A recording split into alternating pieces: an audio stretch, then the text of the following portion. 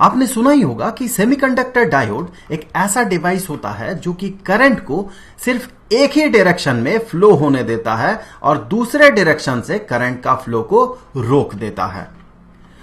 तो यहां पर इस फिगर में ये दो डायोड्स हैं। जब डायोड कुछ इस तरह से जुड़ा हुआ होता है कि उससे करंट फ्लो करता है तो उसे कहा जाता है फॉरवर्ड बायसिंग। और जब डायोड कुछ इस तरह से जुड़ा हुआ रहता है कि उससे करंट जो है वो फ्लो ना करे तो हम उसे कहते हैं रिवर्स बायसिंग। सबसे पहले हमें जानना होगा कि ये डायोड होता क्या है।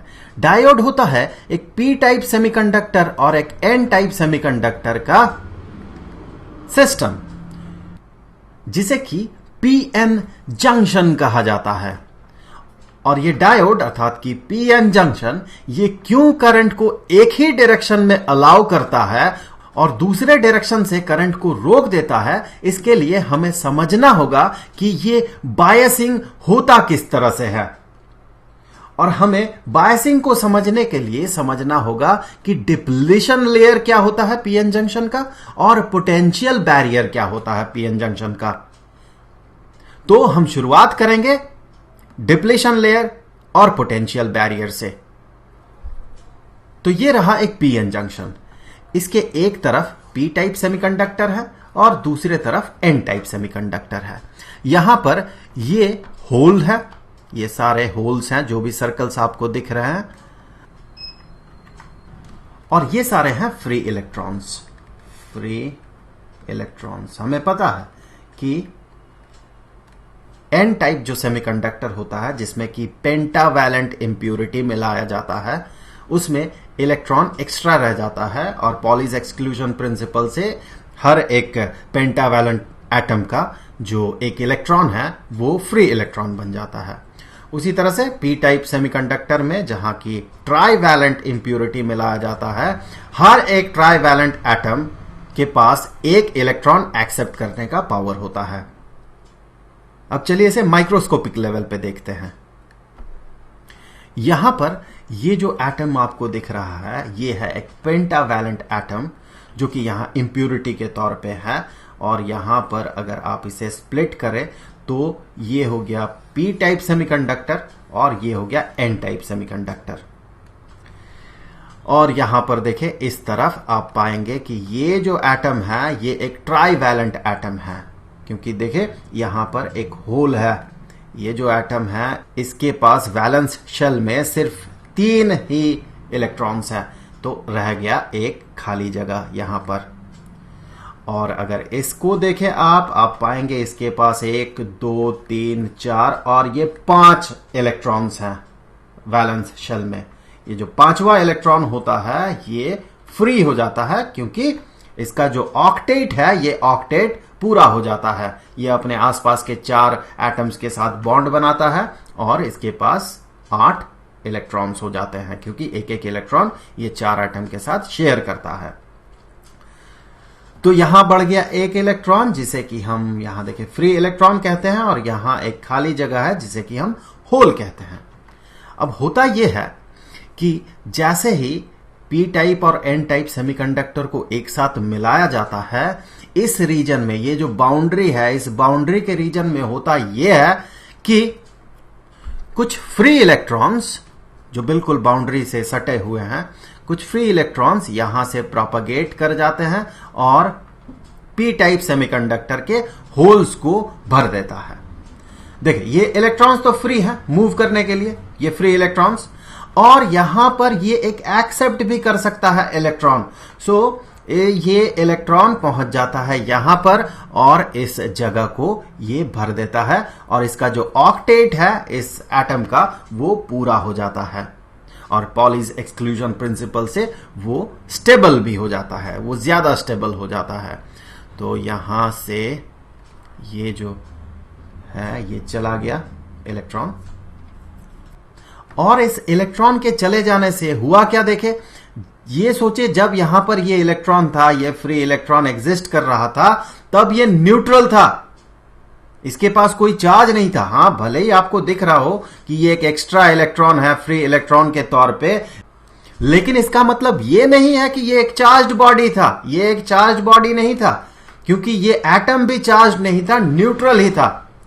पेंटावैलेंट एटम अगर हो, इसका मतलब ये नहीं कि वो चार्ज पार्टिकल है, उसके पास जितना इलेक्ट्रॉन है उतना ही प्रोटॉन्स है। हाँ, पेंटावैलेंट होने के कारण ये फ्री हो चुका है, ये इलेक्ट्रॉन तो अनचार्ज्ड बॉडी था ये। जैसे ही ये इलेक्ट्रॉन चला गया वहां से, ये जो एटम है, ये एटम अब पॉजिटिवली चार्ज्ड एटम बन गया। इस तरफ देखे, ये वाला जो एटम था पहले ये न्यूट्रल था जब इसके पास एक होल था, लेकिन इलेक्ट्रॉन यहां पहुंच गया, इसका ऑक्टेट को पूरा कर दिया, लेकिन अब ये नेगेटिवली चार्ज्ड पार्टिकल बन गया, क्योंकि एक एक्स्ट्रा इलेक्ट्रॉन यहां पर आके अब रिसाइड कर रहा है। तो ये जो साइड होगा ये नेगेटिवली चार्ज्ड बन जाएगा। ये एटम जो है, ये ट्राइवैलेंट एटम जो है, ये नेगेटिवली चार्ज्ड हो जाएगा। वैसे देखा जाए तो चार्ज सिर्फ एटम को नहीं मिलेगा, क्योंकि ये एटम आइसोलेटेड नहीं है, पूरे रीजन को हम कह सकते हैं कि चार्ज मिला, एक नेगेटिव चार्ज। यहां इस फिगर में देखें, ऊपर वाले फिगर में होगा ये कि यहां से निकल जाएंगे कुछ इलेक्ट्रॉन्स, यहां से जो फ्री इलेक्ट्रॉन्स है यहां से प्रोपगेट कर जाएंगे, और जैसे यहां से वो निकल जाएंगे तुरंत यहां ये रीजन जो है पॉजिटिवली चार्ज्ड हो जाएगा, और वही इलेक्ट्रॉन्स यहां पर इस साइड में आके, पी साइड में आके, ये जो होल्स है इन होल्स को भर देंगे, और होल्स को भर तो देंगे, साथ ही साथ ये जो रीजन है ये रीजन निगेटिवली चार्ज्ड रीजन बन जाएगा। सो यहां पर कुछ निगेटिव चार्ज रिसाइड करेगा, तो आपको एक रीजन मिलेगा यहां पर बाउंड्री से सटा हुआ, जिस रीजन में देखें चार्ज कैरियर्स नहीं होगा। आप एन टाइप सेमीकंडक्टर के तरफ देखें, इस बाउंड्री के दाहिनी तरफ जो फ्री इलेक्ट्रॉन्स थे वो गायब हो गए। आप पी टाइप सेमीकंडक्टर के तरफ देखें, बाउंड्री से सटा हुआ रीजन में जो होल्स थे वो गायब हो गए, उसे फ्री इलेक्ट्रॉन्स ने भर दिया, तो चार्ज कैरियर्स गायब हो गए। और साथ ही साथ इस रीजन के एक तरफ देखें नेट पॉजिटिव चार्ज बना, और दूसरे तरफ नेट नेगेटिव चार्ज बना। इसी रीजन को हम कहते हैं डिप्लीशन लेयर। और यहां पर आपको एक पोटेंशियल डिफरेंस दिखेगा दोनों एंड में, यहां इस साइड में और इस साइड में मिला आपको पोटेंशियल डिफरेंस, पोटेंशियल डिफरेंस। इसी पोटेंशियल डिफरेंस को पोटेंशियल बैरियर कहा जाता है। इसी फंडामेंटल नॉलेज के साथ अब हम बात करेंगे कि फॉरवर्ड बायसिंग और रिवर्स बायसिंग कैसे होता है। तो यहां पर दो फिगर्स है, देखिए दो सर्किट है, दोनों में पीएन जंक्शन लगा हुआ है। तो ये है पी सेमीकंडक्टर और ये है एन टाइप सेमीकंडक्टर, दोनों को मिला के पीएन जंक्शन बनाया गया है। और ये जो पार्ट है ये है डिप्लीशन लेयर, और यहां पर इस फिगर में भी ये है डिप्लीशन लेयर, यहां पर कोई चार्ज कैरियर्स नहीं होते हैं। तो ये भी पी और ये भी N type semiconductor, PN junction दोनों ही केसेस में। और दोनों पीएन जंक्शन एक बैटरी के साथ जुड़ा हुआ है, इस केस में भी, पहला केस में भी और इस दूसरे केस में भी। अंतर सिर्फ इतना है कि पहले फिगर में ये जो पी साइड है, पी जंक्शन का जो साइड है, ये साइड ये पॉजिटिव टर्मिनल के साथ जुड़ा हुआ है बैटरी का, और ये एन साइड जो है ये निगेटिव टर्मिनल के साथ जुड़ा हुआ है बैटरी का। देखिए यहां पर एन साइड आके जुड़ा हुआ है निगेटिव टर्मिनल के साथ। इसका एग्जैक्टली उल्टा हो रहा दूसरे केस में, पी साइड जो है ये आके जुड़ा हुआ है निगेटिव टर्मिनल के साथ बैटरी के, और एन टाइप आके जुड़ा हुआ है पॉजिटिव टर्मिनल बैटरी के। तो इस फर्स्ट केस को कहा जाता है फॉरवर्ड बायसिंग। सो ये फॉरवर्ड बायस है। फॉरवर्ड बायस में करंट फ्लो करता है, और दूसरा केस में ये है रिवर्स बायसिंग। रिवर्स बायस में करंट फ्लो नहीं करता है, करंट को रोक देता है ये पीएन जंक्शन। कैसे रोकता है और फर्स्ट केस में कैसे करंट प्रोपगेट करता है, चलिए एक बार देख लेते हैं।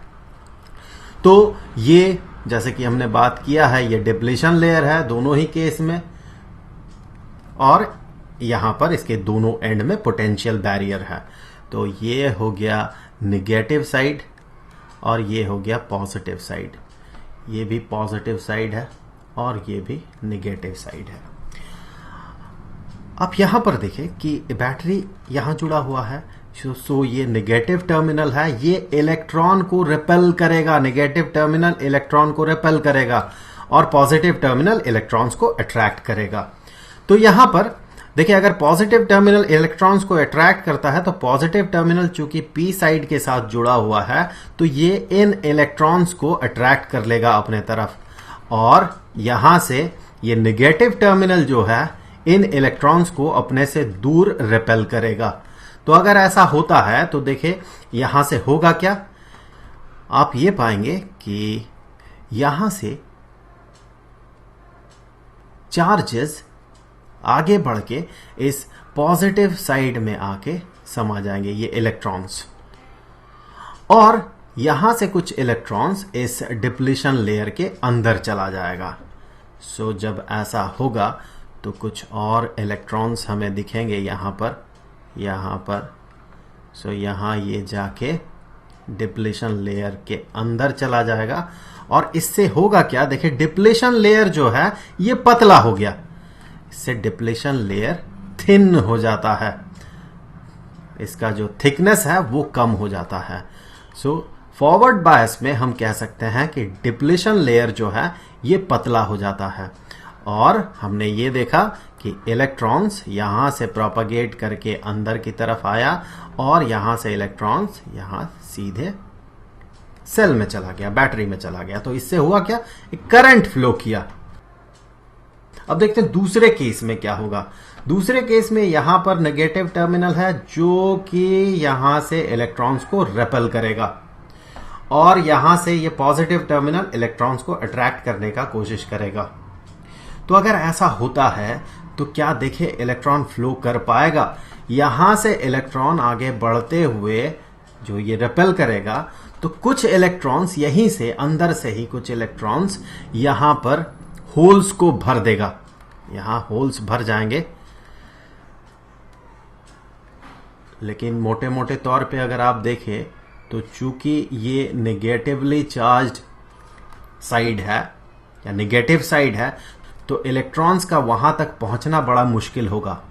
फिर भी कुछ इलेक्ट्रॉन्स वहां पर पहुंच जाएंगे, और चूंकि यहां पर पॉजिटिव टर्मिनल है ये इलेक्ट्रॉन्स को करेगा अट्रैक्ट, तो यहां से कुछ इलेक्ट्रॉन्स आगे आएंगे और इस टर्मिनल में समाने का कोशिश करेंगे।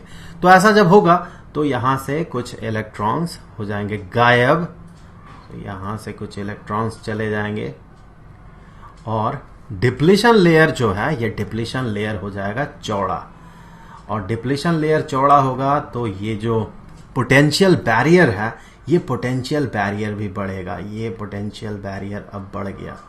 सो अब ज्यादा ये नेगेटिव चार्ज्ड हो जाएगा, नेगेटिवली चार्ज्ड हो जाएगा, और ये ज्यादा पॉजिटिवली चार्ज्ड हो जाएगा। अब इलेक्ट्रॉन का यहां से फ्लो होके इधर आना और मुश्किल हो जाएगा, क्योंकि ये तो नेगेटिव साइड है, ये इलेक्ट्रॉन्स को रिपेल करेगा, और ये चूंकि पॉजिटिव साइड है तो इलेक्ट्रॉन यहां से अट्रैक्टेड होके इस पॉजिटिव टर्मिनल पे नहीं आ पाएगा और यहां करंट रुक जाएगा।